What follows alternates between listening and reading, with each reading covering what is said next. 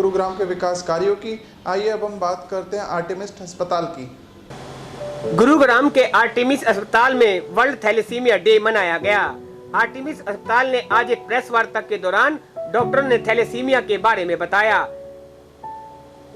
कि आज पूरे भारत में ना जाने कितने लाखों लोग थैलेसीमिया से ग्रस्त हैं। थैलेसीमिया एक डिसऑर्डर है, यदि अगर किसी को लग जाए तो बिना इलाज के जल्दी से पीछा नहीं छोड़ता। अगर थैलेसीमिया का इलाज सही से जन्म के समय नहीं किया जाता तो यह पूरी तरह से ठीक नहीं होता। व्यक्ति को पूरे जीवन भर ब्लड ट्रांसफ्यूजन के लिए जाना पड़ता है।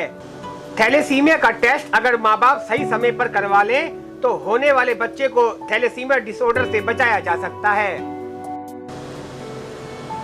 थैलेसीमिया असामान्य हीमोग्लोबिन और रेड ब्लड सेल्स उत्पादन के कारण होने वाला ब्लड डिसऑर्डर है। हीमोग्लोबिन ऑक्सीजन ले जाने में आपके रेड ब्लड सेल्स की सहायता करता है।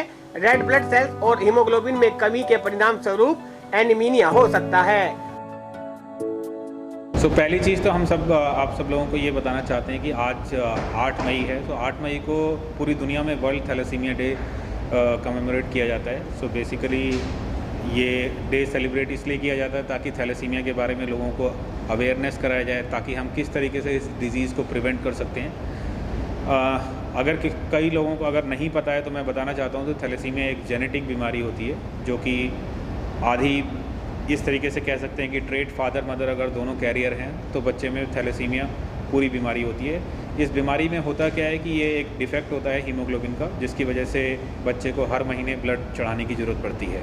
बिना उसके ये बच्चे सर्वाइव नहीं कर सकते हैं। तो बार बार ब्लड चढ़ने की वजह से कई कॉम्प्लिकेशंस होते हैं, जिसकी वजह से जान को भी खतरा रहता है।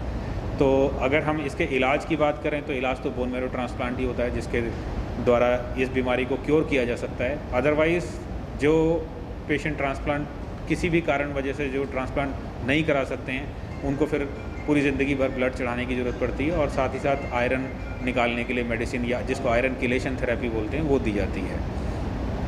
अब अगर हम बात करें कि इस समय जैसे कि ये कोरोना पैंडेमिक पूरी दुनिया में फैला हुआ है, तो उस कंडीशन में अगर हम इस सिचुएशन में मतलब थैलेसीमिया के पेरेंट्स जो हैं उनको अपने बच्चों का या किस तरीके से ध्यान रखना चाहिए, तो अगर देखें जो एक्सपोजर जो रिस्क है, जो जैसा कि सब ज़्यादातर पॉपुलेशन को इस समय लॉकडाउन की भी स्थिति है तो उसमें यही एडवाइस दी गई है कि घर पे ही रहें।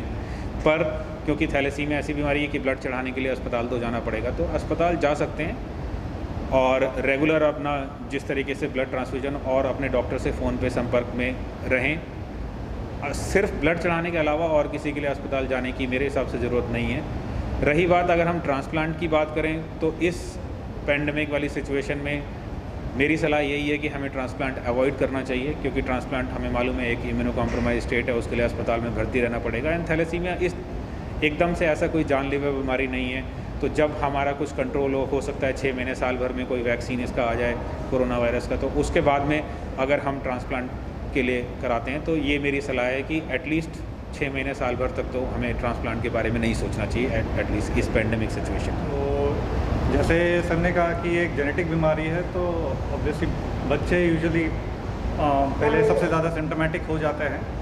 तो यूजुअली 6 महीने तक बच्चा यूजुअली ठीक होता है। उस टाइम के लिए यूजुअली जो फीटल हीमोग्लोबिन रहता है वो कवर कर लेता है एनीमिया के लिए। 6 महीने के बाद एनीमिया के सिम्टम्स आने लगते हैं, जैसे कि बच्चा ज़्यादा फीका होने लगता है, पेल हो जाता है, बच्चा सफ़ेद लगने लगता है, बच्चा दूध पीना अच्छे से दूध नहीं पीता, फीवर हो जाता है, यानी क्योंकि ब्लड की कमी आने लगती है, फीवर आ सकता है। बच्चे की ग्रोथ जो पहले अच्छी हो रही होगी फर्स्ट 6 मंथ्स में, वो नहीं होती, बच्चे की ग्रोथ भी कम हो जाती है। ठीक है। और कुछ बच्चों में देखा गया है कि क्योंकि लिवर और स्प्लीन की साइज़ बढ़ जाती है तो इन बच्चों का पेट भी थोड़ा थोड़ा फूलने लगता है, जो पेरेंट्स और स्पेशली मदर्स नोटिस करेंगे। तो ये सारे सिम्टम्स शुरुआत में देखे गए हैं। जैसे जैसे फिर बड़ा मतलब इन सिम्टम्स के लिए बच्चा यूजुअली हॉस्पिटल जाता है, जिसके कारण उनको फर्स्ट ब्लड चढ़ता है। इसके बाद फिर जैसे जैसे ब्लड चढ़ता है, ब्लड ट्रांसफ्यूजन के कारण जो आयरन ओवरलोड होता है, जो खून में लोहा होता है, उसके कारण बाकी सिम्टम्स नज़र आने लगते हैं, जिसके कारण जैसे कि over a period of time जो एंडोक्राइन ऑर्गन्स है वो इफेक्ट होते हैं। जैसे आपका थायराइड है, पैनक्रियास है, ठीक है। बाकी जो लिवर में भी आयरन ओवरलोड आने लगता है, हार्ट पे आयरन ओवरलोड नज़र आता है, तो उसके लिए हमें फिर आयरन कम करने के लिए दवाइयाँ शुरू करनी पड़ती है। देखो, ऐसा कोई भी एक जेनेटिक बीमारी किसी फैमिली को पहली बार पता चले कि उनके बच्चे को है, ये तो हमेशा एक दुख की बात होती है उनको और उनके बाकी फैमिली मेम्बर्स के लिए। और बहुत टाइम क्या होता है कि पहले से ही थैलेसीमिया पीड़ित लोग होते हैं फैमिली में, उनके पहले के बच्चों में भी होता है, तो एक डबल ट्रेजेडी की बात हो जाती है जब ये पता चलता है कि ऐसा है।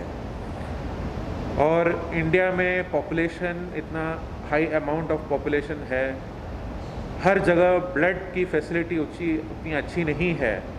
मैं ये मेट्रोपॉलिटन एंड कॉस्मोपॉलिटन सिटी की बात नहीं कर रहा, जो हिंटरलैंड है वहाँ जहाँ बेसिक फैसिलिटीज़ की कमी है या उसको एक्सेस करने के लिए नॉलेज नहीं है, तो और सोशल एंड इकोनॉमिक जो स्थिति है वो भी अच्छी नहीं होती, तो ये सब मिलके बहुत बड़ा एक ट्रेजेडी ही बोल सकते हैं। तो इस ट्रेजेडी को कैसे रोका जाए वो ज़्यादा ज़रूरी है कि रैदर देन ट्रेजेडी आके उसका इलाज किया जाए। तो उसको रोकने के लिए बहुत सारे सिंपल टेस्ट हैं। जब शादी होता है हस्बैंड और वाइफ का, उनका टेस्ट करा दिया जाए, सिंपल सा ब्लड टेस्ट है, बहुत मामूली कॉस्ट है, कहीं भी मुझे लगता है 500-600 रुपये से ज़्यादा टेस्ट नहीं होगा। हीमोग्लोबिन इलेक्ट्रोफोरेसिस करके टेस्ट है, वो टेस्ट कराए फादर और मदर का, उसमें पता चल जाएगा कि होने वाली बच्चे में ये थैलेसीमिया हो सकता है या नहीं। हो नहीं सकता तो फिर कोई टेंशन की बात नहीं है ना, पर अगर होने का खतरा आता है तो वो अपने डॉक्टर के पास जाए, प्रेगनेंसी प्लान करे। ऐसी टेक्नोलॉजी और डेवलपमेंट अभी है जिसमें हम थैलेसीमिया बच्चे होने से ही रोक दिया जाए, और नॉन थैलेसीमिया जिसको थैलेसीमिया नहीं है वैसा बच्चा पैदा किया जाए। उसके सब अभी इतने सारे फैसिलिटीज़ और टेक्नोलॉजी है, तो